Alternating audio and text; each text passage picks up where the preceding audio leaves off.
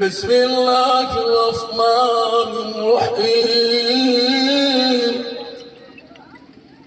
إن الله وملائكته يصلون على النبي يا أيها الذين آمنوا صلوا عليه وسلموا تسليما السلام عليكم ورحمة الله وبركاته আবাদান আমার আমি তোমাদেরকে সালাম দিচ্ছি আমি আর একবার সালাম দেব আওয়াজটা যাতে ভূমিকম্পের মতো এসে যায় আসসালামু আলাইকুম ওয়া রাহমাতুল্লাহি ওয়া বারাকাতুহু ওয়া মাগফিরাতুহু আবাদান আমার আজকে এই শিয়ালকান্দি নুরানিয়া বানান মাদ্রাসার হাজিরহাটে আজকের জলসার আজকের সভা সুনামধন্য সভাপতি মহাশয়কে আমি আমার অন্তর থেকে তার সর্বপ্রথম সালামটা দিলাম আরো সালাম দিলাম দূর দূরান্ত থেকে আগত বা স্থানীয় আকাশের তারকার নিচে না ওলামা দিনকে আমি সালামটা দিলাম আরো সালাম দিলাম আমার আব্বা দাদার বয়সের বৈশিষ্ট্য যারা আব্বা জন এসেছেন তাকে আমি সালাম দিলাম আরো সালাম দিলাম পর্দার আড়ালে থাকা নিরলে থাকা অন্তর দুলালি মা বোন খালাগণ ফুবুগণ মাসিগণ আরো সালাম দিলাম আমার বয়সের বন্ধু ছোট ছোট ভাই ছোট ছোট বোন সোনামণি কলিমণি সবাইকে সালাম দিয়ে আমি আমার বক্তব্য শুরু করলাম আমি একটু আল্লাহকে স্মরণ করবো লা ইলাহা লা ইলাহা হারফ লা ইলাহা সবাই পড়ো লা ইলাহা জোরে পড়ো লা ইলাহা নাই কোনো মাবুদ আল্লাহ ছাড়া নাই কোনো মাবুদ আল্লাহ ছাড়া পড়ো লা ইলাহা লা ইলাহা আকাশের মালিক যে আল্লাহ আকাশের মালিক যে আল্লাহ জমিনের মালিক সেই আল্লাহ পড়ো লা ইলাহা লা ইলাহা চন্দ্রের মালিক যে আল্লাহ সূর্যের মালিক সেই আল্লাহ পড়ো লা ইলাহা পড়ো লা ইলাহা জান্নাতের মালিক যে আল্লাহ জাহান্নামের মালিক সেই আল্লাহ পড়ো লা ইলাহা পড়ো লা ইলাহা লা ইলাহা ইল্লাল্লাহ মুহাম্মাদুর রাসূলুল্লাহ সবাই মোহাম্মতে পড়ি সাল্লাল্লাহু আলাইহি সাল্লাম আমরা সবাই মুসলমান যেরকম ঠিক না ঠিক কেউ মুসলমান ছাড়া কেউ বেঈমান যদি কোন মুসলমানকে কেউ খারাপ করে দেয় তুই বেনামাজি যদি কয় সেই মুসলমানটা সত্যি উঠবে কিনা উঠবে না মুসলমানের খাতায় নাম রাখছি আল্লাহ বলছে আমার মুমিন বান্দারা কিন্তু মুসলমানের খাতায় নাম রাখি মুসলমানই তো রাখতে এখনো পারছি না যদি কঠিন ঠিক আল্লাহ বলছেন মুসলিমিনা ওয়াল মুসলিমাত ওয়াল মুমিনিনা ওয়াল মুমিনাত ওয়াল কানিতিনা ওয়াল কানিতাত ও আমার মুমিন বান্দা ও আমার মুমিন বান্দিনা ও আমার বিশ্বাসী বান্দা আমার বিশ্বাসী বান্দিনা আমার আদেশকারী বান্দা, আমার আদেশ ধরনি বান্দিরা, যেরকম সুবহানাল্লাহ। এখানে বাবারা মুসলমানের খাতায় নাম নিয়ে আজকে মুমিন বলে পরিচয় দিয়ে, আজকে মুসলমান বলে পরিচয় দিয়ে, মুসলমান এখন জমিন দিয়ে হাঁটা যায় না, যেরকম ঠিক না ঠিক। 3 ফুট আয়, বর্তমান 1 ফুটও নাই, যেরকম ঠিক না ঠিক। তোমার জায়গা নাই বাবা, কিন্তু মুসলমানের খাতায় না, যেরকম ঠিক না ঠিক। আগে আমরা আল দিয়ে গেছিলাম সাইকেল বাড়ি, এলাকাতেও জেলে ছুটতেও ঢোকে, ঠিক না ঠিক। তুই তো মুসলমানের খাতায় নাম রাখছো মুমিন বলি কেন? কেন বাবা? সোনা তুমি বুঝিলি না, বুঝিলি না রে সোনা। আব্বারে কখন তোমার আজরাইল এসে সামনে দাঁড়ায় যাবে, ওই আলোই জমিন, আব্বা তোর কত লাখ জমিন, হাতে হাতে জমিনে, ওই ব্রহ্মপুত্র মাঝখানে মরুভূমির মতন হয়ে আছে, কিন্তু মুসলমান কেয়ার করে না। কিন্তু আলের মধ্যে মুসলমান কেয়ার করে গো। ওই আলটা 2 ফুট আলটা কাটতে কাটতে বাবা আধা হাত বানাইছে, লাস্টে মানুষ কানে ফালি দিতে আলতে দিয়ে যায়, ফুটুস করি ভাঙি পড়ে, তোরা কোন ঠিক না ঠিক। এই তো মুসলমানের পরিচয়। হযরত আবু হানিফা রাহমাতুল্লাহ কাছে 2 ভাই আছে, জমি নিয়ে গেছে, আপন মার পেটের ভাই। আসে গেছে হুজুর, কেন? আমরা 2 ভাইয়ের মধ্যে একই বাপের সম্পদ, আমার আইল কাঠি শেষ করে দিয়েছে, হুজুর আপনি ন্যায় বিচার করে দেন। আবু হানিফা রাহমাতুল্লাহ বলছে, বেটা রে, তোমরা 2 ভাইয়ে বসিয়া যাও, আমি তোর এই কাজটা সমাধা করিয়া দেব, 2 ভাইকে তোমার সমাধা করিয়া দেব। হযরত আবু হানিফা রাহমাতুল্লাহ 2 ভাইকে বুঝিয়ে ঘরে তুলেন। এমন সময় এমন একটা মুত্তাকিন পরহেজগার আল্লাহওয়ালা একটা লোক আসিয়া ওই আবু হানিফা রাহমাতুল্লাহকে ডাকতেছি, হুজুর বাড়িতে আছেন গো, হুজুর বাড়িতে আছেন গো। আবু হানিফা বলছে, আমি বাড়িতে আছি। কেন বাবা? হুজুর তোমার সাথে দেখা করতে আসলাম। হযরত আবু হানিফা রাহমাতুল্লাহ দেখলেন লোকটা বড় পরহেজগারি মুত্তাকিন আল্লাহওয়ালা। ওই লোকটার মাথার মধ্যে একটা সাদা পাগড়ি, লোকটার মাথার মধ্যে একটা কলস পানি ভর্তি হচ্ছে। আবু হানিফার সামনে ওই ভাই 2টার সামনে আস্তে করে মাথা পাগড়িটা খুলিয়ে আল্লাহওয়ালা মুত্তাকিন পরহেজগারি আল্লাহ বান্দাটা ওই কলসটা পাগড়ির উপরে রেখে দিলেন।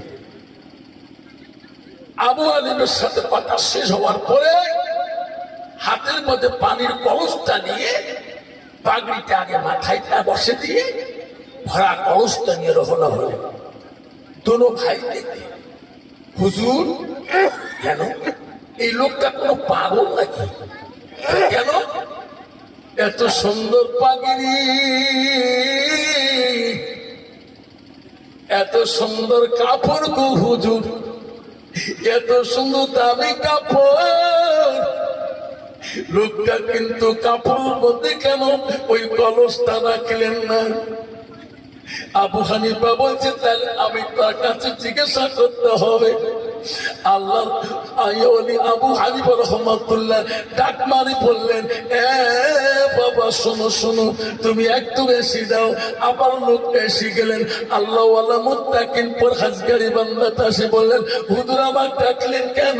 বাবারে, এরা 2 ভাই শুনতে চায় তো দামি পাগড়িটা মাটিতে রেখে কলসটা উপরে কেন রাখলি? বলছে, হুজুর কেন রাখলেন? এই মাটিটা তো আমার না, মাটিটা আমার না, আমার কলস ভর্তি পালা আছে। যদি খালি মাটিতে এই কলসটা রাখি দেই, তো নিচের মাটিগুলো কলসে রাখতে যাবে। যেরকম ঠিক আমি শুকনা পাগড়িটা আমার কাপড়ের উপরে রেখে দিলাম, শুকনা পাগড়িতে কোনো ময়লা ভরবে না, কারো মাটি যাবে না। আমি কেন ভয় খাই? আমি কবরের মধ্যে ভয় খাই, পরের জমি যদি আমি নিয়ে যাই। আল্লাহ রাসূলের মুখে শুনছিলাম এই মাটি কবরের মধ্যে ভয়ঙ্কর সাপ হয়ে দাঁড়াবে, আমি সাপের দংশন আমি সহ্য করতে পারবো না। আমার সংশোধন হয়ে গেছে, সুবহানাল্লাহ। আমরা চললাম, হুজুর আমার জমির আর লাগে না, আমার দুই ভাই সংশোধন হয়ে গেলাম, হুজুর আমার আর বিচার লাগবে না। কারণ তখন তার ভিতরে একটা মুত্তাকিন, আল্লাহ বলে দিচ্ছে মুত্তাকিন পরহেজগারি কাকে বলা হয়। হুদাল্লিল মুত্তাকিন, আল্লাহকে যে ভয় করে, আল্লাহকে যে ডর করে, আল্লাহকে যে বিশ্বাস করে, ওই মানুষটা হলো মুত্তাকিন, ওই মানুষটা হবে আল্লাহওয়ালা। সেই মানুষটা আল্লাহকে ভয় করবে, কবরকে ভয় করবে, জাহান্নামকে ভয় করবে, পরকালকে ভয় করবে। তোর কোন ঠিক না ঠিক?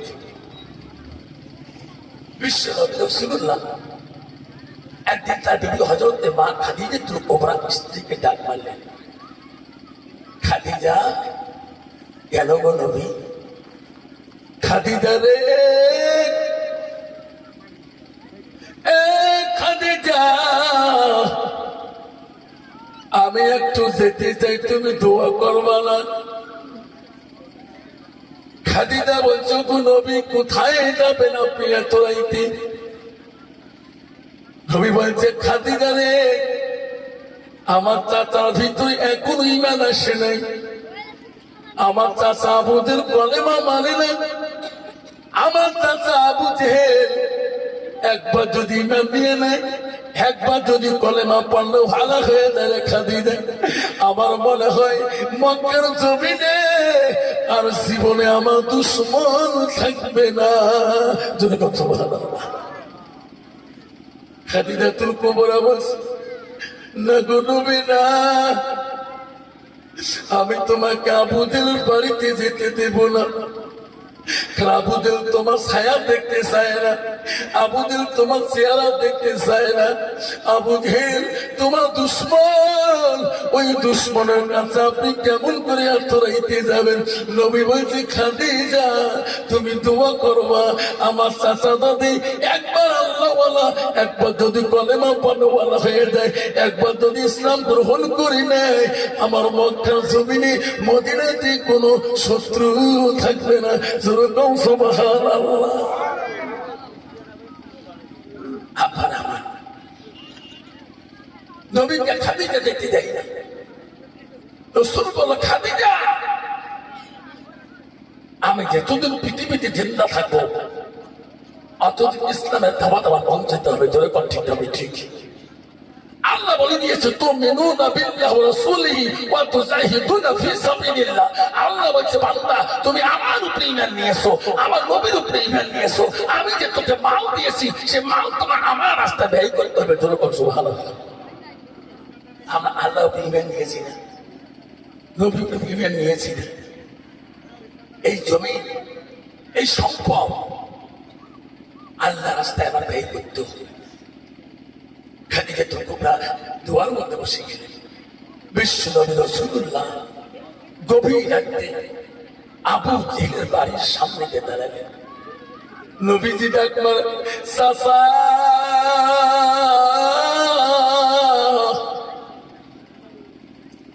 ওগো চাচা গো। আবু জেহেল তো রাইতে ঘুমের ঘরে ডাক শুনে কে আমাকে চাচা করি। আবু জেহেল বুঝতে পারেন মুহাম্মদ রাসূলুল্লাহ, মুহাম্মদ আমাকে ডাকতেছে। আবু জেহেল রে, আস্তে করে আরামে বিছনা ছাড়িয়ে দিয়ে গেটের সামনে আসি, বিড়ি দেখে আমার দয়ার রাসূল ডাকতেছে। আবু জেহেল বলে, মুহাম্মদ এতরাইতে আমার আরামে বিছনা তুমি কেন নষ্ট করে দিলে? তুমি কোন উদ্দেশ্যে আমার তুমি ডাকতেছো? বলো বলো, কি জন্য তুমি ডাকতেছো? মুহাম্মদ রে, তুমি কি জন্য আমার বাড়িতে আসলি এতরাইতে? নবী জবাব দিলেন, চাচা গো, আমি তোমার কাছে ইসলামের দাওয়াতের জন্য এসেছি। জোরে কও সুবহানাল্লাহ। আবু জেহেল বলছে, সর্বনাশ, যে মুহাম্মদকে আমি এত কষ্ট দিলাম এত লাঞ্ছনা দেয়, তো বলবিস মোহাম্মদ আমার কাছে ইসলামের দাওয়াত পৌঁছায়। আল্লাহ বলে দিয়েছে ইসলাম মানে হলো শান্তি, আল্লাহর কাছে বড় ধর্ম, আল্লাহর পছন্দনীয় ধর্ম। আল্লাহ নিজেই বলছে ইন্না দীনা ইনদাল্লাহুল ইসলাম, আমি আল্লাহ নিশ্চয় আমার পছন্দনীয় ধর্ম হলো ইসলাম। জোরে বলো সুবহানাল্লাহ। এটা মানুষের পছন্দনীয় নয়, এটা তোর চাওয়া পছন্দনীয় নয়, এটা আল্লাহর চাওয়া পছন্দনীয়। জোরে বলো সুবহানাল্লাহ।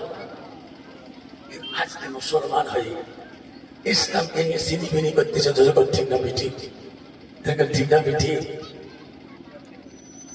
খলিফাতুল মুসলিমিন হযরত দ্বিতীয় খলিফা মদিনার রাষ্ট্রপতি ছিলেন। প্রথম খলিফা ছিলেন হযরত আবু বকর, দ্বিতীয় খলিফা ছিলেন হযরত উমর, তৃতীয় খলিফা ছিলেন হযরত উসমান গনি, চতুর্থ খলিফা ছিল হযরত আলী ইবনে মাসউদ। এই চারজন রাষ্ট্রপতি, চারজন শাসনকর্তা, চারজন খলিফাতুল মুসলিমিনের ভিতরে সবচাইতে রাগী, রাগান্বিত, তেজি মিজাজ খলিফা হলো হযরত উমর। উনার রাজ দরবারে কিতাবে আছে উমর মদিনার থেকে হজ করে আসার পরে একজন মানুষ দেখা করতে চায়, 2 দিন ফেরত চলে গেছে, দেখা পাই নাই। ওই দিন আসে খলিফার সামনাসামনি সাক্ষাৎ হয়ে গেল আর বলো মদিনার রাষ্ট্রপতি খলিফা, আমি 2 দিন তোমার দেখা পাইনি গো, আজকে আমি আপনার দেখা পাইলাম, আমার একটা মনের আবেগ আপনার কাছে প্রকাশ করতে চাই। ও খলিফা, আমি শুনছিলাম আপনি বলে গরিবের দরদি। ও গো খলিফা, আপনি অসহায় মানুষের দরদি। আমি বহুদূর থেকে আসছি গো খলিফা, আমাকে আপনি সহায় করবেন না? তখন মদিনার রাষ্ট্রপতি উমর বলল, ব্যাটা রে, তোমার কি সহায় করতে হবে বলুন? তখন বলছে, খলিফা, আমি এমন একটা মানুষ, নিহান্দান যুদ্ধের মধ্যে, ইসলামের যুদ্ধে আমি মুসলমানের কাছে বন্দী হয়েছিলাম। তোমার একজন সাহাবী হযরত মুবারক রাদিয়াল্লাহু তাআলা, উনি আমাকে বাজার থেকে খরিদ করে আনছিল গোলাম হিসেবে। খলিফা গো, আমি মুবারকের কাছে আর থাকতে পারি না, আমি আর তোর গোলাম হইতে চাই না। ও গো খলিফা, তার কাছ থেকে আমাকে মুক্ত করিয়ে দেন। আপনার কাছে আমি হাত জোড় করি, আমি ওই মুবারকের কাছে আর গোলাম হিসেবে থাকতে চাই না। কেন? আমি প্রতিদিন 200 দিরহাম করে কর্জ দেই, এখনো বলে আমার কর্জ শোধ হয় নাই, আমাকে যেহেতু দেয় না। খলিফা, আপনি মদিনার রাষ্ট্রপতি, আপনি যা করবেন কেউ অমান্য করতে পারবে না। খলিফা উমর বলল, এই ব্যথা, তোর নামটা কি? বুঝ করবি না? তোর নাম কি? বলছে, খলিফা, আমার নাম হলো আবু লুলু। আবু লুলু? আবু লুলু, তোর কর্ম কি? তুই প্রতিদিন 200 দিরহাম করে ওই মুবারকের কাছে জমা দাও, তোর তো ইনকাম থাকতে হবে। ইনকাম কোথায় থাকে করো? আবু লুলু বলে, খলিফা গো, আমার জীবনের 3টে ইনকামের লাইন আছে। কয়টা? যেরকম কয়টা? 1 নম্বর ইনকাম করতে লাইন কি? 1 নম্বর হলো আমি একজন কর্মকার, লোহা গলে আমি অস্ত্র তৈরি করতে পারি।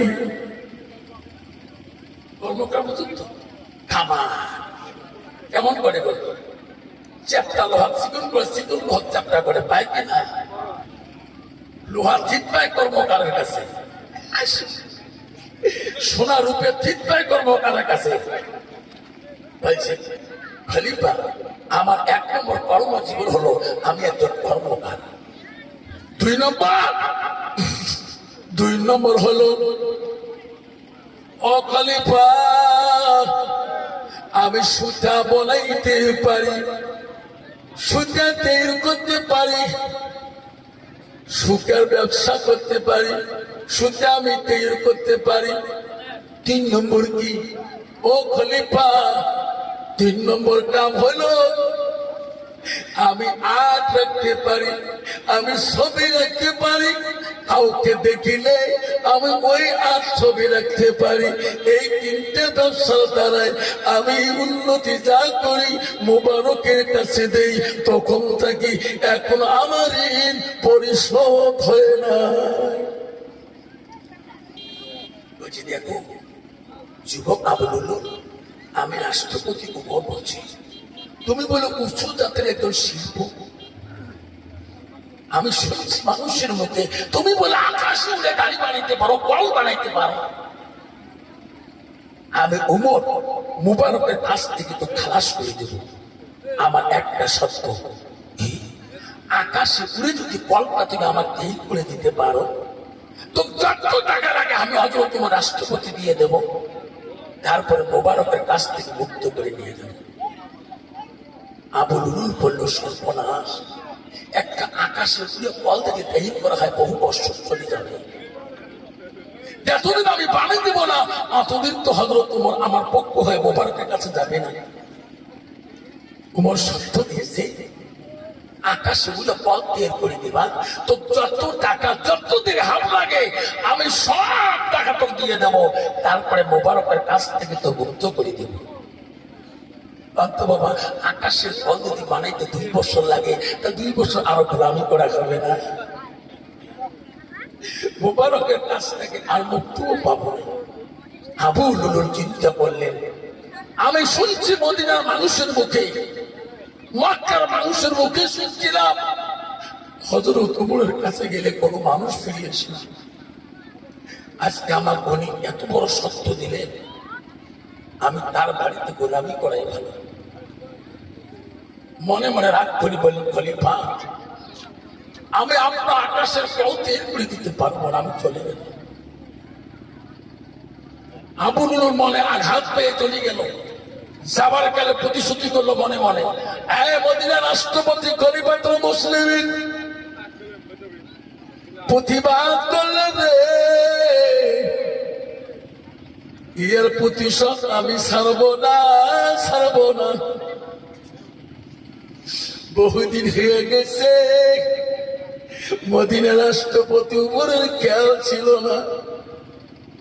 আবু লুলুল বেঈমান হযরত উমরকে মানার জন্য বিস্মাখানা তরোয়ালটা ছুরিটা নিয়ে মুসলমানের রূপ নিয়ে মুসাল্লিদের রূপ নিয়ে হযরত উমর যে মসজিদে নামাজ পড়ে গো সবে সাদেকের আগে দেয়া নামাজের মশলায় বসিয়েছে।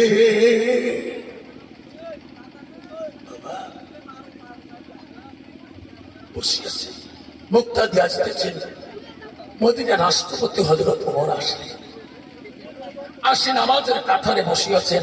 যখন নামাজের ওয়াক্ত হয়ে গেল মুসলমানের রাষ্ট্রপতি হযরত উমর ইমামের জায়গায় যে দাঁড়াইল। আবু লুলুল মনে মনে ভাবলেন এখন ছুরি মারা যাবার নয়, যখন নামাজের কেরা শুরু করে ঠিক না বেঠি। আর মদিনার রাষ্ট্রপতি রে যখন নামাজের কাতারে যে ইমামের জায়গায় ইমামতি শুরু করলো, আল্লাহু আকবার, বেঈমান আবু লুলুল বিস্মাখানো ছুরিটা বার করিয়া মদিনার রাষ্ট্রপতি হযরত উমরের নিস্তলা পেটের দিকে একা করি 6টা হাম মারলে। কতগুলা নামাজে মুত্তাকিন পরহেজগারীরা আবুল উল্লাহ ছুরি মারা দেখি নামাজ থেকে পালায় দিছে। আর কতগুলো দেখলো রে এনাকে ছাড়ি দেওয়া যাবে না। হযরত ওমর ওই এক রাকাত নামাজ পড়িয়া দ্বিতীয় রাকাতে দাঁড়াইতে পারে না। একবার না কিতাবে আছে গো ছয়বার ছুরি মারছে, তবু হযরত ওমর নামাজ নষ্ট করে দেয় নাই, দাঁড়িয়ে ছিল।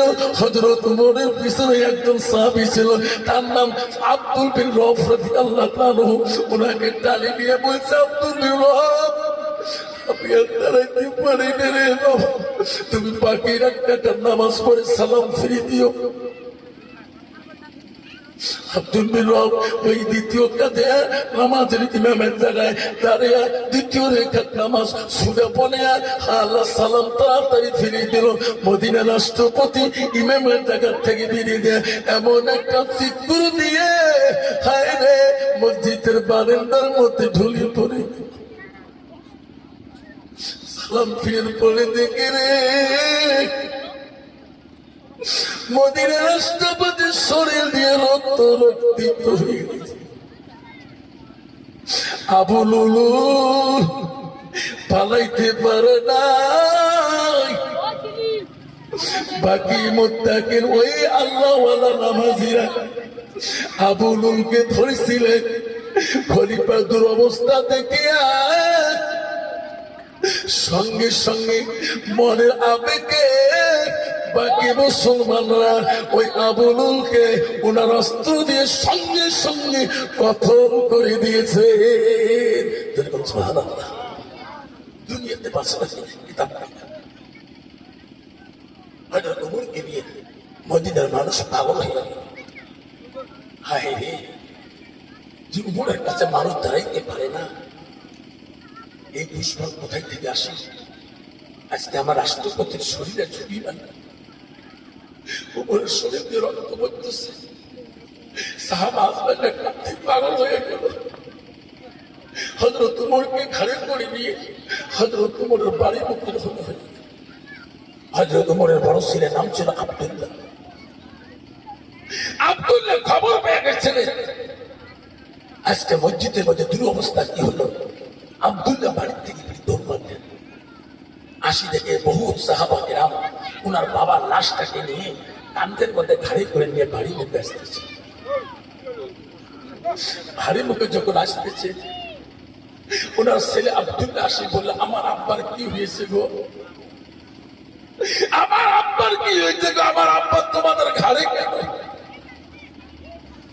আব্দুল্লাহ তো আদরের বেটা ছিল। আব্দুল্লাহ শিখতে, আব্বা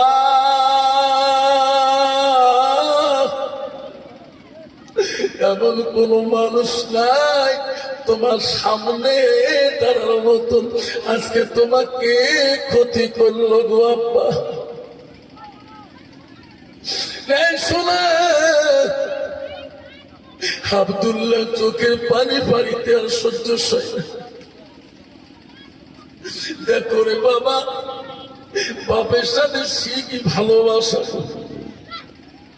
আব্দুল্লাহ কামলি পাগল হয়ে যায়। বড় ছেলে গো, সাহাবাতরা পাগল হয়ে যায়। আমার আব্বা কথা বলে না কেন? আমার আব্বা কি হলো গো?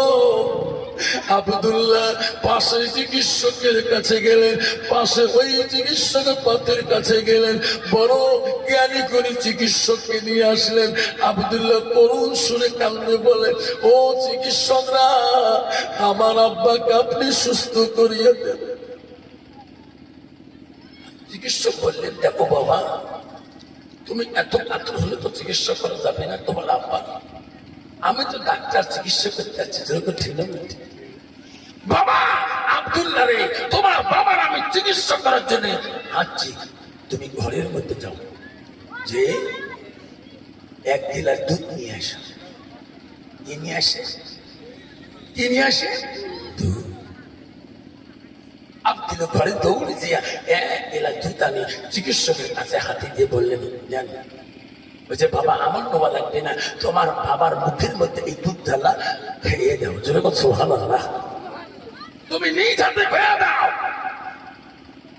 আব্দুল্লাহ কান্দে, বাবার মুখের মধ্যে দুধের গিলাসটা ঢালি। আজকে কত যুবক আছে সমাজে, বাবা দুধ দিতে দিতে কবরে যায়, ওই বড় ছেলে কোনদিন বাবার ঘরে এক গেলা দুধ নিয়েও যায় না। কত মা আছে রে, ছেলের হাতে দুধ খাবার চায়, ফল পাকড় খাবার চায়, ছেলের হাতে মিষ্টি খাবার চায়, ওই ছেলে কোনদিন মার চেহারাটাও ঘরে যা দেখতে চায় না। এই যুবক খবরদার, আল্লাহ বলে দিয়েছিলেন আমার ইবাদতের পরে ওয়াবিল ওয়ালিদাইনি ইহসানান, তুমি তোমার মা বাবার সঙ্গে সৎ আচরণ ব্যবহার করো। আল্লাহ রাসূলের কাছে আব্দুল্লাহ ইবনে মাসউদ প্রশ্ন করলো, কুলতু সুম্মা আয়ু, নবী গো আল্লাহর কাছে ভালো আমল বস্তুটা কি? নবী বলো কালা বিদ্যুল ওয়ালিদাইনি, মা বাবার সঙ্গে সৎ ব্যবহার করাটা আল্লাহর কাছে সবচাইতে বড় আমল।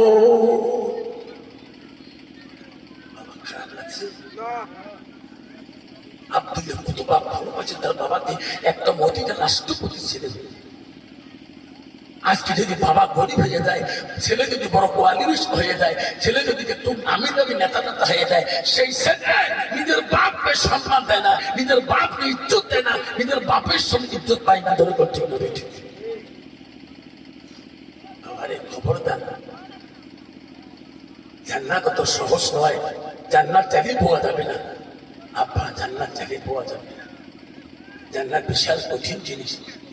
আল্লাহ রাসূল সাহাবা আজমাইনকে নিয়ে গল্প করতেছে, এমন সময় বৃদ্ধ মহিলা আসে আল্লাহ নবীর কাছে সামনে দিকে আসলেন। হযরত আবু বকর হযরত উমর দেখলেন, আল্লাহ নবী তার মোবারক চাদরটা বৃদ্ধ মহিলাটাকে বসতে দিলেন। হযরত উমর বলেন, আবু বকর অসম্ভব। কেন?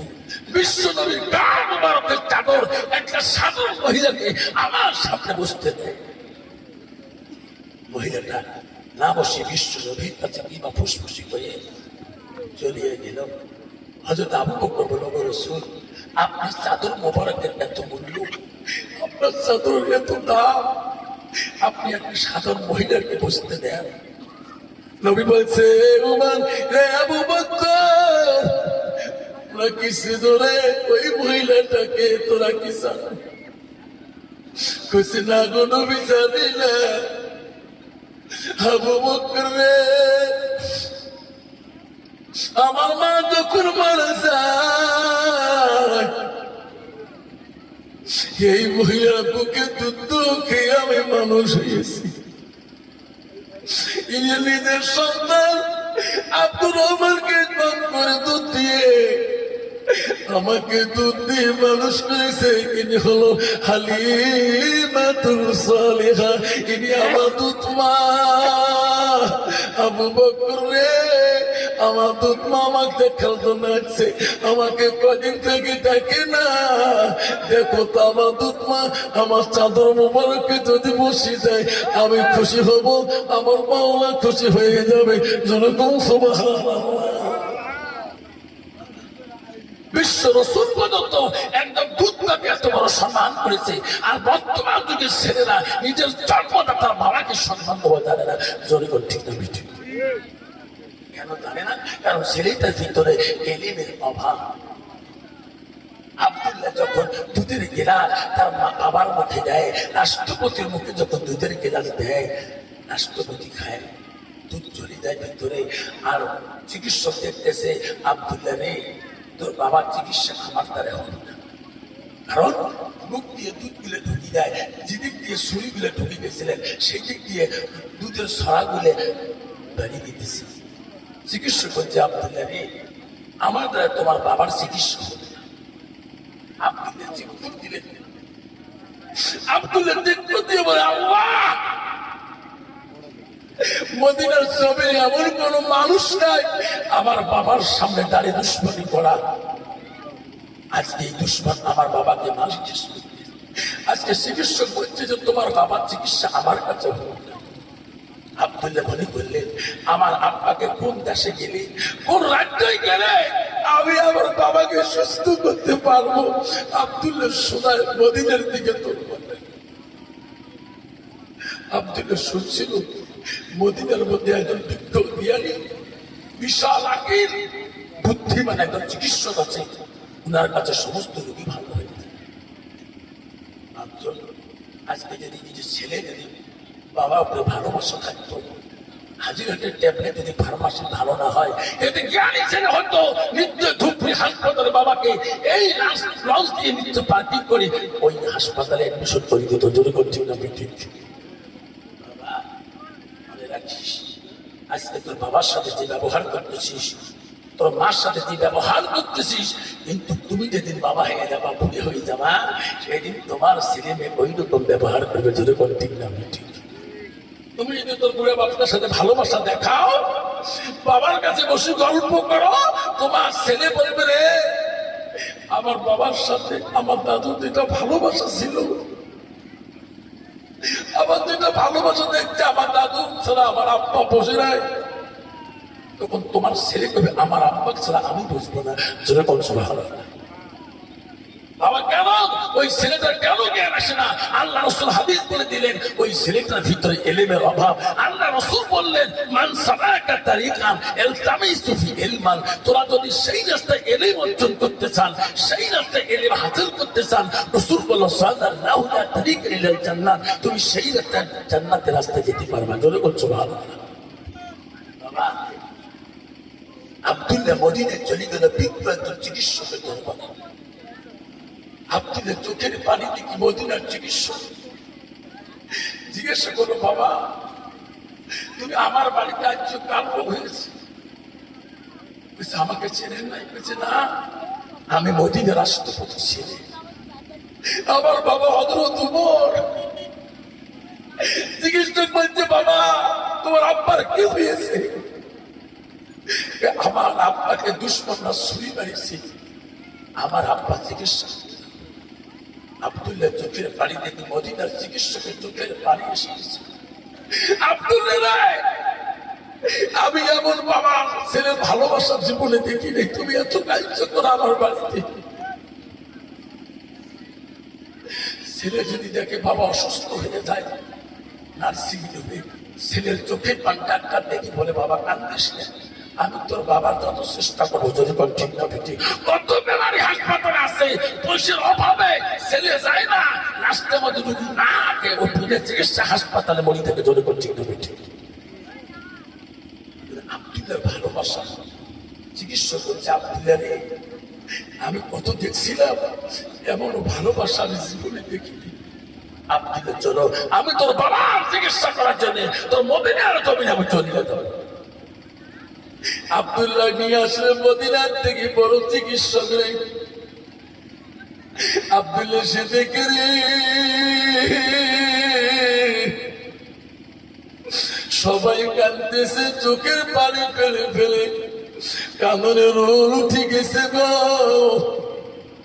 চিকিৎসক বল আব্দুল্লাহ তুমি আর কান্দিস না বাবা, আমি তো আব্বার চিকিৎসা শুরু করে দেব। আব্দুল্লাহ রে ঘরের ভিতরে যা, তুমি আঙ্গুরের রস পানি গিলাসে করে আনি আমার দাও। ঘরের ভিতরে দিয়া আঙ্গুর চিপিয়ে রস পানি আনলাম। হ্যাঁ আব্দুল্লাহ আমার হাতে কেন দাও? এই আঙ্গুরের রস তোমার বাবার মুখে পান করি দাও। শুনে না ও ছিল কান্দের বন্ধুরা, যুবক ভাই রে, বর্তমান যুগে বিবিদের জ্বালায়, নারীদের জ্বালায় বাবা জীবনে একটা আঙ্গুর ফল ছেলের হাতে খাইতে পারে না। ঠিক না ঠিক? বাবা ওই জন্য নারী দেখে বিয়ে করতে হয়, নারীর কয়েকটা গুণ দেখে বিয়ে করতে হয়। নারী স্ত্রীকে বিয়ে করতে হলে নারীদের গুণ দেখে বিয়ে করতে হবে। এক নম্বর রাসূল বললো, তুমি যদি ওই বাড়ির স্ত্রী আনতে চাও আর যদি তুমি ছেলের বউমাকে আনতে চাও, ওই বাড়ির মধ্যে ওই নারীর এক নম্বর গুণ দেখো, মেয়েটার ভিতরে আল্লাহর কালাম এলেম অর্জন আছে কিনা, যদি করছো না। আর দুই নম্বর, তুমি তাকাও ওই মেয়েটার সাথে আত্মীয় করতে হলে তাকাও তাদের বংশের মধ্যে মুত্তাকিন পরহেজগারী আল্লাহওয়ালা লোক আছে কিনা।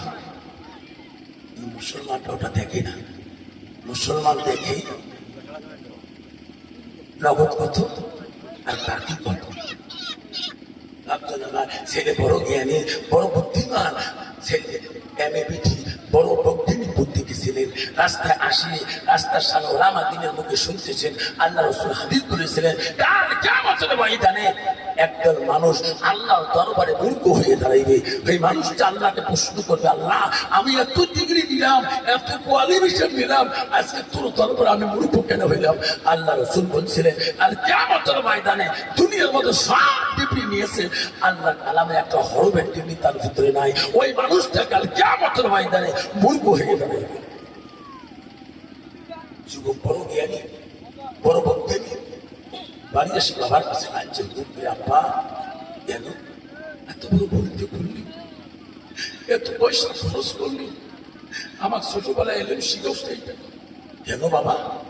আমি আলিমের মুখে শুনলাম, আলেমরা মিথ্যে কথা বলে না।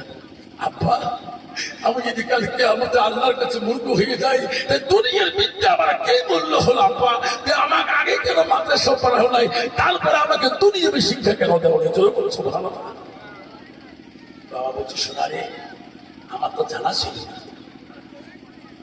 বাবা বলছে আব্বা যা ভুল হয়েছে তোমার হোক আমার হোক, আব্বা আমি একটা নিয়ত করেছি, ও আব্বা আমার নিয়ত তুমি পূরণ করবা। বুখারীর প্রথম নম্বর হাদিসে আছে, আল্লাহ রাসূল বলছে যাই সে নিয়ত করবে, যদি নিয়ত সহি হয়ে যায় আল্লাহ তার মনের আশা পূরণ করবে।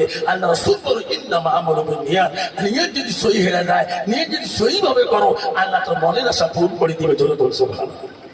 বাবা তুমি কি নিয়ত করছো? আব্বা আমার যদি কোনদিন বিবাহ দাও, আমাকে একটা কোরআন পানেওয়ালা মেয়ে দিয়ে বিয়ে দিবে। জোরে বল সুবহানাল্লাহ। বাবা বলছে, শোনা রে, তোর কথা আমি অমান্য করবো না, তোকে আমি কোরআন পানেওয়ালা মেয়ে দিয়ে বিয়ে দিব। এখন ছেলের বয়স হয়ে গেল, বাবা তো কোয়ালিফিকেশন জানিয়ে দিয়েছে, আবার দুনিয়ার কত বড় ডিগ্রি। আব্বা গো আমাকে কোনদিন যদি বিবাহ দিতে চাও, আমাকে একটা কোরআন পানেওয়ালা মেয়ে দিয়ে বিয়ে দিবে। বাবা এখন কোরআন পানেওয়ালা মেয়ে খুঁজে পায় না, কোথায় গেলে আমি কোরআন পানেওয়ালা মেয়ে পাবো? গ্রামে গ্রামে অবস্থিতি শহর বন্দরে ঘুরে, এমন সময় কতগুলো লোক জিজ্ঞাসা করে, চাচা গো আপনি প্রায় প্রায় এই গ্রামে আসেন, এই রাস্তা দিয়ে দেন, কারণটা কি? কইছে বাবা রে আমার ছেলেকে বিয়ে দেব, আমার ছেলে বড় বৈজ্ঞানিক, বড় ডিগ্রিওয়ালা, বড় কোয়ালিফিকেশনওয়ালা, আমি একটা কোরআন পানেওয়ালা মেয়ে বৌমা বানাইতে চাই, আমার বেটার বৌমা হয়ে আনতে চাই। তখন বলছে চাচা আপনি যদি কোরআন পানেওয়ালা মেয়ে কেনেন তাহলে এই রাস্তায় যান, এই রাস্তার মাথায় দেখবেন একটা ছোট বাড়ি আছে, ওই বাড়ি একটা মেয়ে আছে গো চাচা, ওই মেয়েটা হলো কোরআন পানেওয়ালা, ওই মেয়েটাকে যদি পছন্দ হয় আপনার ছেলের সাথে বিবাহ দিতে পারেন। যেরকম সুবহানাল্লাহ। বৈজ্ঞানিকের বাবা আস্তে আস্তে চলে গেলেন কোরআন পানেওয়ালা মেয়েটার বাড়িতে। যে বাড়িতে সালাম দিল, আসসালামু আলাইকুম, বাড়িওয়ালা বলে ওয়ালাইকুম সালাম ওয়া রাহমাতুল্লাহি ওয়া বারাকাতুহু। মেয়ের বাবা বলল, ভাই কোথায় থেকে আসলেন, বাড়ি কোথায় তোমার? বলছে ভাই আমার বাড়ি তো বহু দূরে, আমি মানুষের মুখে শুনলাম আপনার বলে একটা মেয়ে আছে, আমার বেটা বড় জ্ঞানী, বিদ্যার সাগর, আমার ছেলেকে বিয়েও দেবো, আপনার মেয়ে বলে কোরআন পানেওয়ালা আছে? বলছে হ্যাঁ ভাই আছে, মেয়েটাকে দেখা যাবে? ভালো কথা দেখতে, আমার মেয়ে আছে, দেখতে পারে, বাধা না। এখন যখন মেয়েকে দেখলেন, মেয়েটাকে জিজ্ঞাসা করলেন, ছেলের বাবা মা তোমার নাম কি? আমার নাম হলো রহিমা। বলছে মা তোর ডিগ্রি কেমন, তোর কোয়ালিফিকেশন কতটুকু? বলছে চাচা আমার কোয়ালিফিকেশন শুনবে চান? ওগো চাচা আমার কোয়ালিফিকেশন শোন, দুনিয়ার কোনো কোর্স নাই, দুনিয়ার কোনো সাবজেক্ট নাই, কোনো বাংলা নাই, কোনো ইংলিশ নাই, কোনো হিন্দি নাই, কোনো সংস্কৃত নাই। চাচা আমার কোয়ালিফিকেশন হলো এই কোরআন শরীফে 1114টা সূরা আছে, 6666টা আয়াত আছে। ও চাচা এই কোরআনটা আমার মুখস্থ ডিগ্রি জোরে বল সুবহানাল্লাহ। চাচা আর ডিগ্রি নেই। আমাকে যদি কোনো প্রশ্ন করতে চান, প্রশ্ন ধরতে চান, এই 6666 আয়াত থেকে আমার প্রশ্ন করবেন, আমি সব জবাব দিয়ে দেবো। ছেলের বাবা মেয়ে কোরআন শুনতে বাংলা বই কোন প্রশ্ন করবো? ঠিক আছে, ঠিক একটা মেয়ে কথা শুনিয়ে ছেলের বাবা দেয়া বদ্যি লিখতে বলছে, শোনা বেটারে তুই তো বলছি কোরআন পানেওয়ালা মেয়ে বিয়ে করবো। বাবা আমি একটা মেয়ে দেখে আসলাম, বাবা কোরআন শরীফে 114টা সূরা আছে। সেই কোরআনের 114টা সূরা মুখস্থ আছে, সেই মেয়েটাকে বিয়ে করবি তুমি? ছেলে বলেছে, আব্বা আজকে তুমি কেন মহড়া সত্যি করো, জোরে বলছো ভালো। ছেলে যদি পারমিশন ওই জায়গায় বাবার কোনো বাধা আছে? বাবা খুশি হয়ে যান, মহড়া চুক্তি করে বিবাহ বন্ধন করে দিলেন। বৌমা নিয়ে বাড়ি আসলেন, ছেলের মনও খুশি, বাবা খুশি, মা খুশি, না নবী হয়ে গেছেন। স্ত্রীর সঙ্গে বাসরাতে কথা বলবেন স্বামী, স্বামী কোরআনে হাফেজা। আহারে আল্লাহ কোরআন প্রতিদিন তেলাওয়াত করেছে, 114টা সূরা তার মুখস্থ, আল্লাহ দিলের মধ্যে মুখস্থ করে দিয়েছিলেন। ওই মেয়েটার চরিত্র কেমন হবে বাবা?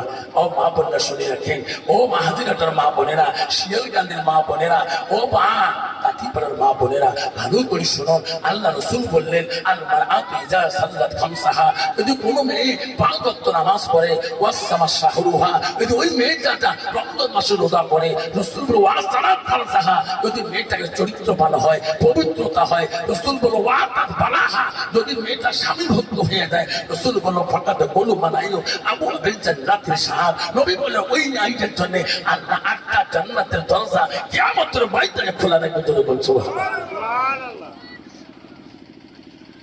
এটা কোরআনে হাফেজা।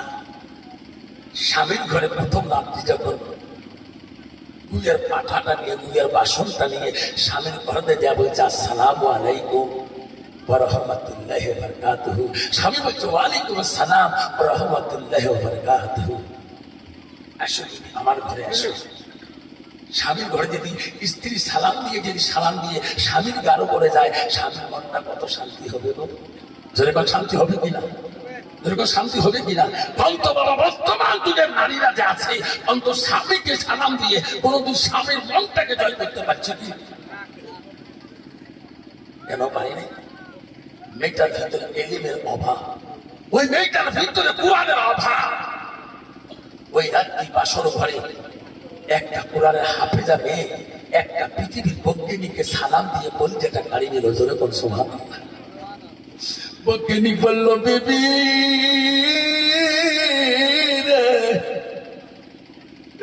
এই জীবনটা পড়া পড়তে পড়তে কত বিদ্যা শিখলাম, কত বন্ধুর সাথে উঠে বসে করলাম, কত মেয়েদের সাথে উঠে বসে করলাম।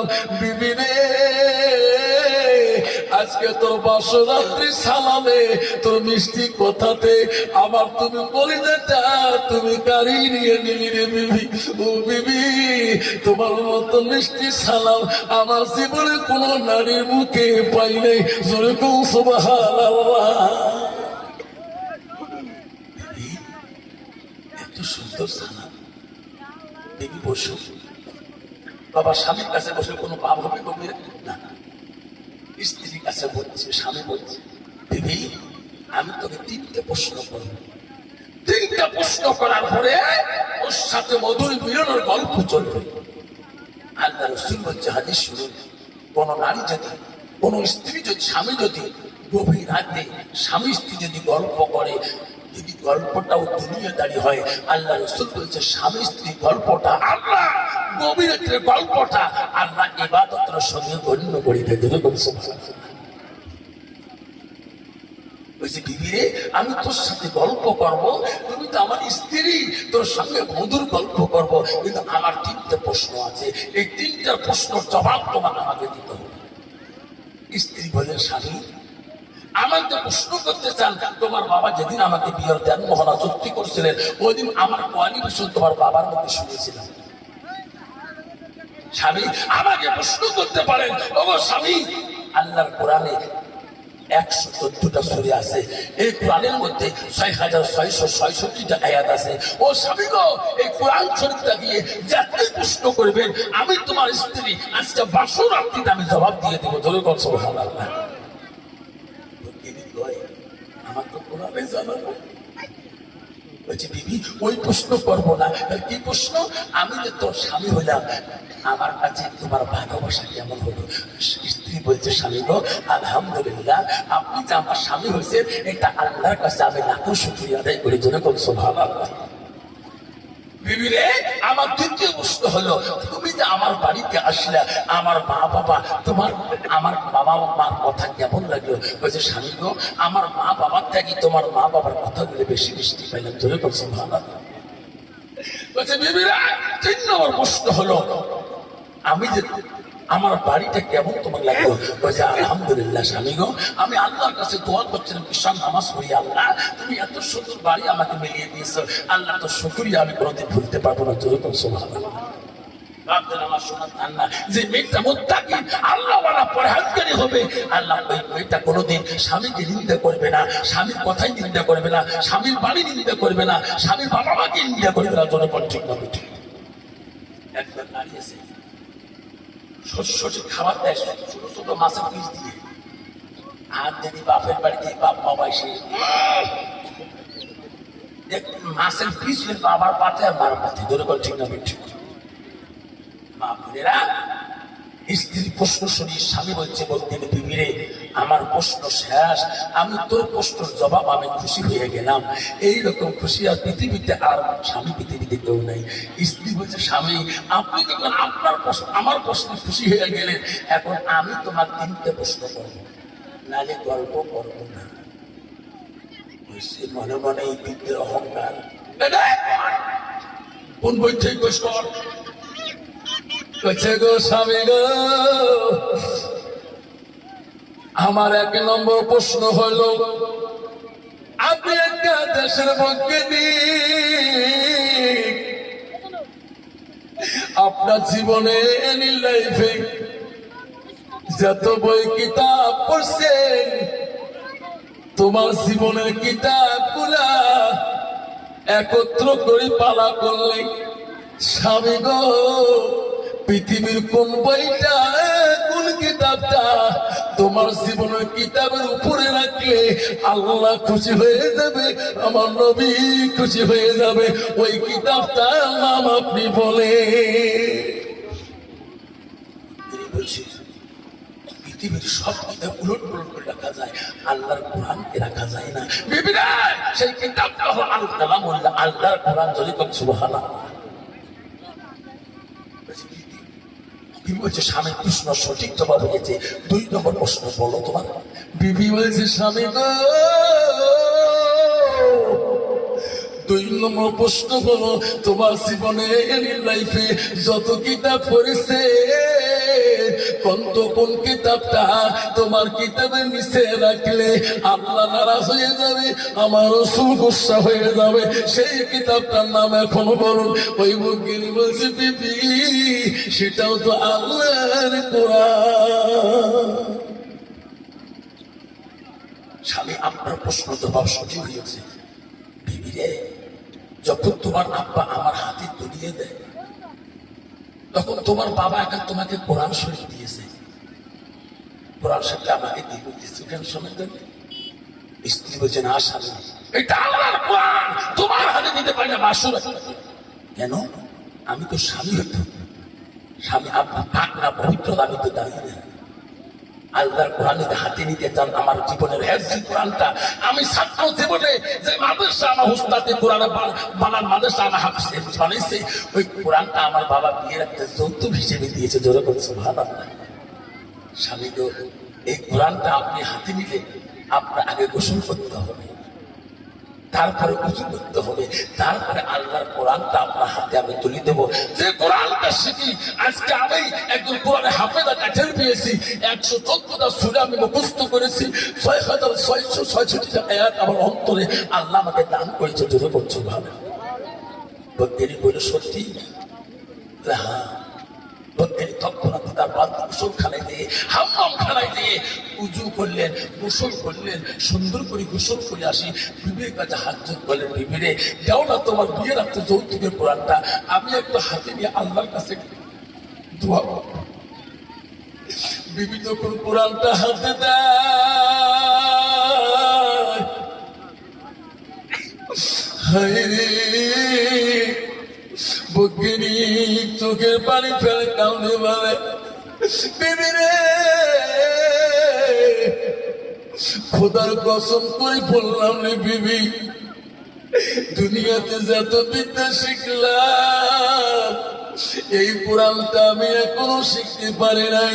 ও বিবি আমি তো সাক্ষী রাখি বললাম, ও বিবি কোরআনটা বুকে নিলাম, কোরআনে বারবার চুমা খাইলেন। বলো বিবি রে ওয়াদা দিয়ে গেলাম রে বিবি, যতদিন পর্যন্ত তোর মতন কোরআনে হাফেজ হব না অতদিন আমি এই বাড়িতে ফিরে আসবো না। বিবি তুমি আমার বাপকে দেখিও, আমার মাকে তুমি দেখিও, আমি আল্লাহর কোরআনে হাফেজ আমি বাড়িতে ফিরে আসবো। বৈজ্ঞানিক কোরআনটা হাতে নিয়ে কানতে কানতে আল্লাহর কাছে চলে যায়, মাদ্রাসায় দিকে চলে যায়। যে মাদ্রাসায় যায় সেই মাদ্রাসাতে হাফেজ বানাইতে বলে, আমাকে হাফেজ বানিয়ে দেন, আমি আল্লাহর কোরআনে হাফেজ হয়ে যাব। আমার বিবি কোরআনে হাফেজ, আমার বিবিকে ওয়াদা দিয়েছি আমি 24 ঘন্টার ভিতরে কোরআনে হাফেজ হয়ে আসবো। মাদ্রাসা উস্তাদ বলছে বেটা এটা আল্লাহর কোরআন, 24 ঘন্টায় আমার তোর হাফেজ বানাইতে পারবো না। তো সহজ বেটা কোন মাদ্রাসায় গেলে আমি 24 ঘন্টার ভিতরে আল্লাহর কোরআনে হাফেজ হইতে পারবো? সব উস্তাদ বলছে আমরা পাবো না। পৃথিবীর একজন ছাত্র পেয়েছিলেন, একটা ছাত্র পৃথিবীতে পেয়েছিলেন বাদশাহ হারুন রশিদের মাদ্রাসায় গিয়ে। ওই ছাত্রটা ওই দিন এডমিশন হয়ে বলছিলেন, উস্তাদজি আজকে আমি আপনার মাদ্রাসায় নতুন ছাত্র, ওগো উস্তাদ আজকে আমি কোরআন পড়বো, আপনি শুনবেন, আপনি পড়বেন, আমি শুনবো। জোরে করে সুবহানাল্লাহ। উস্তাদ বলছে বেটা এমন কোন ছাত্র নাই আমার কাছে কোরআন শুনবে। তুমি আজকে তুমি বলছো উস্তাদজি আমি কোরআন পড়বো, আপনি শুনবেন, আপনি পড়বেন, আমি শুনবো। এই বেটা তোর বাড়ি কোথায়, তোর বাবার নাম কি? তখন ছেলেটা বলছে উস্তাদজি গো আমার বাড়ি হলো জিলান শহরের মধ্যে, আমার বাবার নাম আবু সালে জঙ্গি মুসা রহমাতুল্লাহ, আমার নাম হলো আব্দুল কাদের জিলানী, আমার মার নাম মোহাম্মদ ফাতেমা। বাবা তোর নাম আব্দুল কাদের জিলানী, বেটা দেখে তুমি কোরআন পড়ো তো। আব্দুল কাদের বলছি বাবা রে জেলার শহরে আব্দুল কাদের আজকে আমি তোর উস্তাদ, তোর মুখে আজকে এডমিশন হয়ে তোর মুখে কোরআন শুনতে চাই। আব্দুল কাদের জেলানি গৌসুরে আজম আল্লাহর ওলি, তখন ওই শিশুকালে আল্লাহর ওলি উস্তাদের কাছে আলিফ লাম থেকে শুরু করি এক এক করে 13টা পারা পর্যন্ত মুখস্থ যখন দিলেন, উস্তাদ বাবা বেচারে অল্প কিছু সময়ের জন্য অপেক্ষা নাও, রেস্ট নাও, তারপরে বাবা সবক শুরু করে দাও। আব্দুল কাদের আবার পড়া শুরু করে দিলেন। যখন 18 পারা পর্যন্ত চলে গেছিলেন, উস্তাদ নাই বলতে সঙ্গে সঙ্গে কোরআন বন্ধ করে দিয়েছেন। উস্তাদ বলছে বেটা তোকে আমি পড়া বন্ধ করতে বলি নাই, পড়া পাও না কেন? তখন বলছে উস্তাদজি আর পড়তে পারবো না, কারণ আমার মা 18 পারা কোরআনে হাফিজা ছিলেন। আমার মা যদি কোরআন তেলাওয়াত করছিল, আমার মার মুখে জবানে শুনি শুনি আমি 18 মুখস্থ করিয়ে আজকে আপনার মানুষটা আমি আসছিলাম, বাকি পারাটা আমি আপনার কাছে মুখস্থ করবো। ধরে করে সুবহানাল্লাহ। ভাবছেন আমার মা বোনেরা আমারা শরীর রাখেন, বৈজ্ঞানিক যেখানে যায় সেখানে যায় 24 ঘন্টা হাফিজ করা আমার মতো আলেমের কাম নাই। বৈজ্ঞানিক পাগল হয়ে যায়, আল্লাহর কাছে কোরআনটা নিয়ে কান্দে, আল্লাহ আল্লাহ তোর কোরআনটা আমাকে দান করা। আল্লাহ পৃথিবীতে এত বিদ্যা দিয়েছে আল্লাহ শেখার মতন, আল্লাহ তোর কোরআনটা শেখার মতন আমাকে তৌফিক দে আল্লাহ। আল্লাহ 24 ঘন্টার মধ্যে কোন আলেম কোন হাফিজ আমাকে আমার কোরআনে হাফিজ বানিয়ে দিতে পারে না। এমন সময় বক্কিরি পাগলের মতো হয়ে গেল, খানা খায় না, তুমি আমি খেললাই, খালি আল্লাহ আল্লাহ করে কোরআনটা বুকে নিয়ে কান্দে। এমন সময় বাজার ঘাটে যায়, মানুষ ভাইটা কোন পাগল, জীবনতে এমন পাগল দেখি নাই আল্লাহর কোরআন বুকে নিয়ে সব সময় কান্দে কেন? বাজারের মানুষ নাই তাই কোরআনের পাগল, সবাই খানা দেয়, কারো দোকানে খানা খায় না, কারোর সাথে কথাও বলে না, খালি কান্দে আর কান্দে। রাত্রি যখন মানুষ বাড়ি চলে যায়, উনি দোকানে না যায়, কোনো বাজারে না থাকি, এক জঙ্গলের তলে যায় কোরআনটা বুকে নিয়ে যখন খিদে টান সতে পারে না, গাছের পাতা সিঁড়ি সিঁড়ি ওই ভক্তিনি ওই পাগল খায়। ওই দেশের অলি আল্লাহর অলি দেখি ফেলায়। কালকে আমি পাগলটা বাজারে দেখছিলাম, ইনি আসেনি পাগল না, ইনি সত্যি আল্লাহর পাগল, ইনি তো কোরআনের পাগল। সকালবেলা আল্লাহর অলি ওই বাজারে দোকান দেয়, আসি দেখে পাগলটা গাছের তলা বসিয়েছে রে, আল্লাহর কোরআন বুকে নিয়ে কাঁদতেছে। আল্লাহ বলছে, হে বেটা বেটা শুনো, এই দেশে কেউ তোমাকে 24 ঘন্টা কোরআনে হাফেজ বানাইতে পারবে না। বেটারে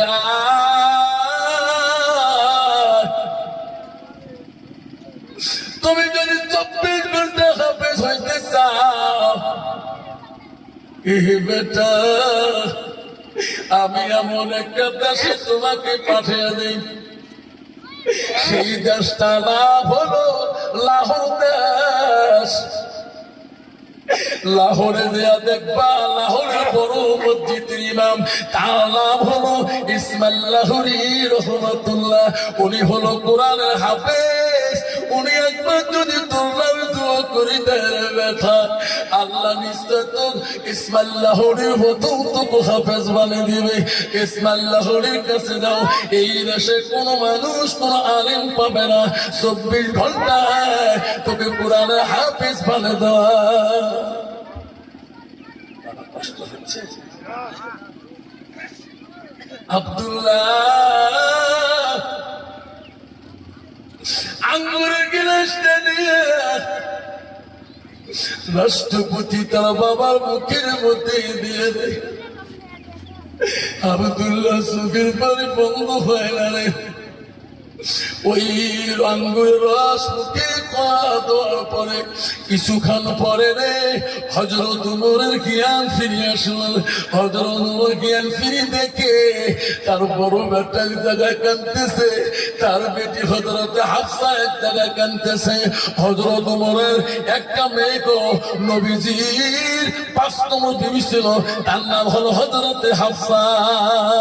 ও মা বোনেরা, শিয়াল কান্দির মা বোনেরা, হাজির হাটের মা বোনেরা, ভালো করে শোনো মা, তাঁতি পেলার মা বোনেরা, ও ফকির ফকিরদের মা বোনেরা। আল্লাহ রাসূল বলো নবীদের প্রথম স্ত্রী ছিল হযরত খাদিজাতুল কুবরা, দ্বিতীয় স্ত্রী ছিল হযরত সাউদা রাদিয়াল্লাহু তাআলা। নবীজি তৃতীয় বিবি ছিল হযরত মা আয়েশা সিদ্দিকা আম্মা। নবীজি চতুর্থ বিবি ছিল হযরত যায়েনব। নবীজির 5 নম্বর বিবি ছিল হযরত হাফসা। নবীজির 6 নম্বর বিবি ছিল হযরত উম্মে হাবিবা। নবীজির 7 নম্বর বিবি ছিল হযরত উম্মে সালমা। নবীজির 8 নম্বর বিবি ছিল হযরত মাইমুনা। নবীজির 9 নম্বর বিবি ছিল হযরত সুফিয়া। নবীজির 10 নম্বর বিবি ছিল হযরত রায়হানা। নবীজির 11 নম্বর বিবি ছিল হযরত মারিয়া। নবীজির জীবনে সহিহ কিতাবে আছে 11 জন স্ত্রী চলে যায়, জীবনে কোন স্ত্রীর দ্বারায় নবীজি জীবনে দুঃখ কোনদিন ব্যথা পায় নাই। জোরে কোন সুবহানাল্লাহ।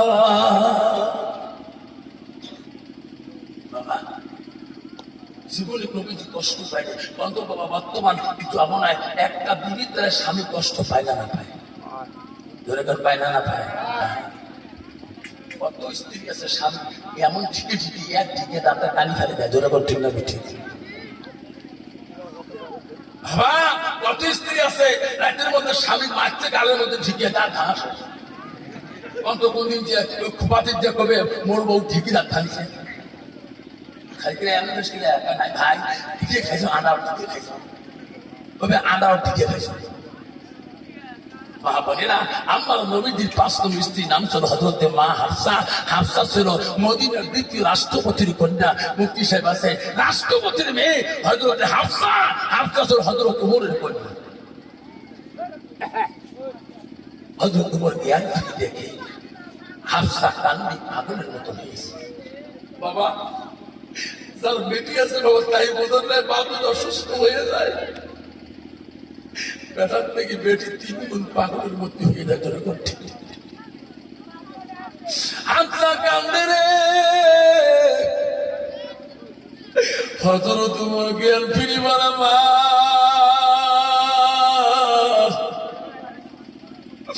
কান্দিস না রে মা কান্দিস না রে মা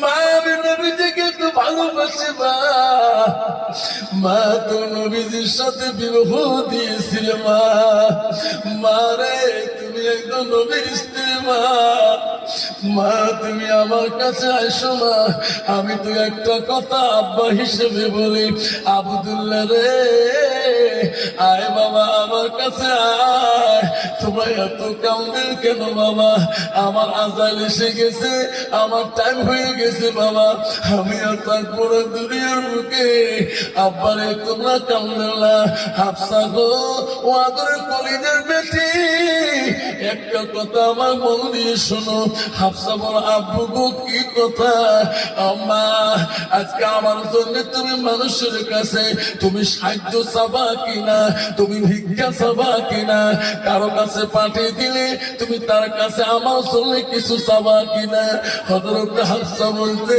ও আব্বা আপনি একজন মদিনা রাষ্ট্রপতি হইয়া আমি তার মা খাই বেটি হয়ে তার কাছে আমি সাহায্য চাবো হযরত আবু বকর তখন বলছে মা তুমি যাও বিশ্ব নবীর স্ত্রী মা আয়েশার কাছে তুমি সাহায্য চাও কিসের সাহায্য চাবো কইছে বেটি রে নবীজি ইন্তেকালের পরে নবীজির পাশে শুয়ে আছে হযরত আবু বকর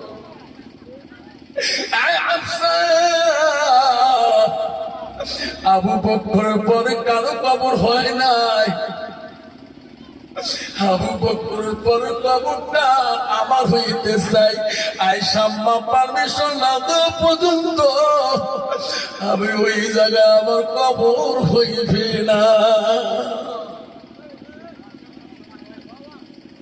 বেনে রে যা বাবা হযরত হাসান নবীজি হযরত মা আয়েশা আম্মার কাছে গেলেন আয়েশা বল হাফসা রে আমার আব্বা আবু বকর মারা গেছে হাফসা তোর আব্বা মারা যাবে পৃথিবী দয়া রাসূল মারা গেছে আমিও মারা যাব তুমিও মারা যাবা তুমি এত কাঁদছো কেন হাফসা তুমি সবর করো তুমি ধৈর্য করো হাফসা তাহলে তুমি তো তোমার বাবা নাকি মেয়ে তুমি কাঁদো না কইছে দেখো বুঝান আমি তোমার কাছে আসলাম একটা আরজি নিয়ে কি আমার আব্বা মদিনা রাষ্ট্রপতি হইতে পারে আমার আব্বার ওসিয়ত তোমার কাছে অনুরোধ চাইলাম কি ওগো ওগো আয়েশা বুঝান আমিও নবীজির স্ত্রী আপনিও নবীজির স্ত্রী আমার আব্বার ওসিয়ত তোমার আব্বার কবর হওয়ার পরে পথের জায়গা কারো কবর হয় নাই নবীর পরে তোমার আব্বা আছে তোমার আব্বার পরে জায়গাটা খালি সেই জায়গাটা আমার আব্বার কবরের জন্য সাহায্য চাই আপনি জবাব দিয়ে না বলা পর্যন্ত আমার আব্বা শান্তি হবে না ও হাজিরাটের বন্ধু রে শিয়ার কান্দের বন্ধু শুনে রাখে বাবা রে আজকে হাদিরাতে জমিনে শিয়াল কান্দিতে কত কবর চলে গেছে পানির তলে। আল্লাহ রাসূল বুখারী মুসলিম শরীফে বলে ইযা মাতাল ইনসানু ইয়ালকাতালহু আমালাহু। নবী বলে মানুষের মৃত্যুর পরে মানুষের সৎ আমলগুলা নেক আমলগুলা কবরে গেলে বন্ধ হয়ে যায়। নবী বলেন তিনটা আমল কবরবাসীর জন্য বন্ধ থাকে না, বন্ধ হয় না। আল্লাহ রাসূল বলল পৃথিবীর সব আমল বন্ধ হয়ে যাবে। নবী বলল সাদাকাতুল জারিয়া, তিনটা আমল বন্ধ হবে না। নবী বলে ইল্লা মিন সালাসাতিন, তিনটা আমল কবরবাসীর জন্য বন্ধ হবে না, আর বাকি আমল কবরে ঠেলে বন্ধ হয়ে যাবে। এক নম্বর নবী বলল সাদাকাতুল জারিয়া, যারা দুনিয়ার বুকে ওই বাবার কবরটা এই মরুভূমির মধ্যে এই বালুকা রাশির মধ্যে বাবারা পড়ে আছে গো, নদী ভেঙে ভেঙে তোর বাবার সীমানা লাশটা খুঁজে পাও না, ওই বাবার নামে যদি তুমি নেক সন্তান হও, এই সাদাকাতুল জারিয়া তুমি যদি সাদকা দিয়ে দাও, তোমার বাবার আমলটা কবরের মধ্যে বন্ধ হবে না। আপনারা কষ্ট পাবেন না। আজকে এই মহফিলে, আজকে শিয়ালকান্দিতে হাজিরহাটের জমিনে আমার কতগুলো বাবা আছে, নিজের বাপটার কবর আমি নিজেই শীর্ষে না খুঁজে পাবো না। জোরে কোন ঠিক না বেঠি? সেই বাপটাকে কবরে শান্তি রাখার, কবরে শান্তি রাখার জন্য আমি দুইটা বাবার নাম ধরে দোয়া করতে চাই। বাবা কেউ উঠবেন না, বাবা বস বস। দুইটা বাবার নাম ধরে দোয়া করতে চাই। আজকে দুরনিয়া মাদ্রাসা শিয়ালকান্দি বানার মাদ্রাসা, একটা বাচ্চা মেয়ে যদি কোরআন পড়লে ভালো হয়ে যায়, একটা যদি কোরআনে হাফেজা হয়ে যায়, একটা যদি কোরআনে হাফেজা মেয়ে হয়ে যায়, এই মেয়েটা যত জায়গায় এলিম শিক্ষা করাইবে, অন্য দেশে তো বিবাহ হয়ে যাবে। আল্লাহ রাসূল ইয়ান্তাবাহু বিহি তাই আল্লাহি ইয়ান্তাবাহু বিহি শাইয়ান, যারা এলিম শিখিয়ে অপরকে শিক্ষা দান দিয়ে দেবে, ওই তার সওয়াব মিলে ওই কবরবাসী পেয়ে থাকবে। জোরে বলুন সুবহানাল্লাহ। শিয়ালকান্দি মাদ্রাসায় একটা বাচ্চা যদি কোরআনে হাফেজা হয়ে যদি অন্য দেশে বিয়ে হয়, আমার যদি পশ্চিমবঙ্গের সামনে বিয়ে হয়, হাফেজিয়া থাকবে, উনার হাতে যদি হাজারো বাচ্চা হয়, উনি যত শিক্ষা দিবে রাসূল বলতে তার বংশধর যত থাকবে, ওই ইলমের সবগুলো কবরে শুয়ে শুয়ে পেয়ে থাকবে। যেরকম সুবহানাল্লাহ। এই যে বাপ, আজকে একটা আপনার নিজের বাবা মা কবরে শুয়েছে, আপনার বাবা মাটার জন্য একটা বাবা যদি বলে হুজুর হুজুর আমি ৫,০০০ টাকা এই মাদ্রাসার জন্য আমি আমার বাবা মার জন্য সাদকা করে দিয়ে গেলাম, হুজুর আমি এখন আমার বাবার লাশটা কোথায় কবর হয়েছে আমি নিজেই বুঝতে পারি না, হুজুর আমার মার লাশটা কোথায় হয়েছে হুজুর আমি এখনো চিহ্নিত করতে পারছি না। আজকে সেই মাটার নিয়েতে যদি রাসূল বলছি সাদাকাতুল জারিয়া, তুমি যদি ওই মাটার নামে বাবাটার নামে যদি সাদকা জারিয়া করে দাও, সহিহ হাদিস, তোমার মা বাবার কবরে আমারও বন্ধ হবে।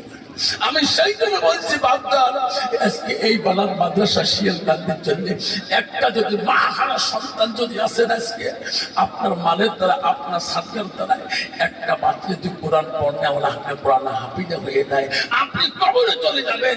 আপনার কবরে চলে যাওয়ার পরে এই মাদ্রাসার যত বাচ্চা ওই বাচ্চারা তারা ইলম শিখবে, সমস্ত নেকি আপনিও কবরের মধ্যে পেয়ে থাকবেন যতদিন কিয়ামত হয়। চলে করছে ভালো। আজকে আপনার মালের দ্বারা একটা বাবার হাত দেখতে চাই, ৫,০০০ টাকা কেউ যাবে না, পয়সা না দেন না, বিয়া দেবী করবেন না, ৫,০০০ টাকা একটা বাবার কাছে হাত করে দোয়া দিতে চাই, দুইতে চাই, মাত্র একটা বাবা ৫,০০০ টাকা নগদ দিয়ে আজকে এই মাদ্রাসার জমিতে আজকে বানান এই নুরানিয়া মাদ্রাসা বানান, মেয়েদের যেখানে যেখানে মেয়েরা এলেম শেখে, যেখানে বাচ্চারা কোরআন শেখে, আল্লাহর কোরআনকে প্রতিদিন উজুর সহে মাথায় খেলা পর্দা লাগে, মেয়েরা কোরআন পানাওয়ালা হলে রাস্তা দিয়ে গেলে বোঝা যায় এটা হাফিজা মেয়ে, এটা মালাদার মেয়ে, এটা বোঝা যায় এই মেয়েটা কোরআনে হাফিজা হতেছে। দরকার ঠিক না ঠিক?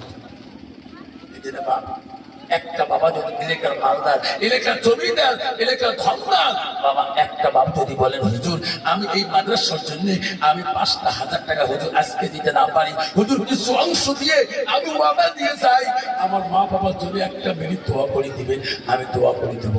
আসেন বড় বাপ, একটা বাপ, আমি একটা বাবার কাছে দোয়া দিতে চাই।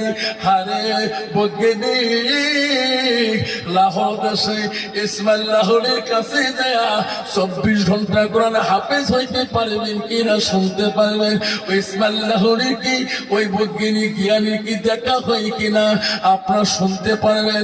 আব্বারে তারাকে একটা মা হারা সন্তান, একটা বাবা হারা সন্তান, একটা দাদিমা হারা নাতি, একটা দাদু হারা নাতি, 5,000 টাকা আব্বা একটা বাবা মানুষের তো করতে চাই। বাবা শুনে আপনি এখান থেকে ফিরে যাবেন, এই ফেরার পর এই কোনো গ্যারান্টি নেই। আব্বারে বাড়িতে যে ঘুমাইবেন এই ঘুমের কোনো গ্যারান্টি নেই। আব্বারে তার আগে যদি আল্লাহ তোমাকে মাল দিয়েছিল বাবা 5,000 টাকা পাল্লা কষ্ট হয় বাবা। আব্বারে আর 1,000 টাকা যদি একটা বাবার নাম ওয়াদা চাইগো তাহলে বুঝতে পারবো রে শিয়ালকান্দের জমিনে এই নুরুনিয়া বালাম মাদ্রাসার প্রয়োজন আছে। উস্তাদরা কত কষ্ট করে গো, বাচ্চার কোনে হাফেজ হয়ে যাবে। একটা মেয়ে যদি আল্লাহওয়ালা মুত্তাকির পরহেজগার হাসানাত হয়, নিশ্চয়ই মিত্র ছিল করি আল্লাহ হাজারো মেয়েকে আল্লাহওয়ালা বানিয়ে দিবে।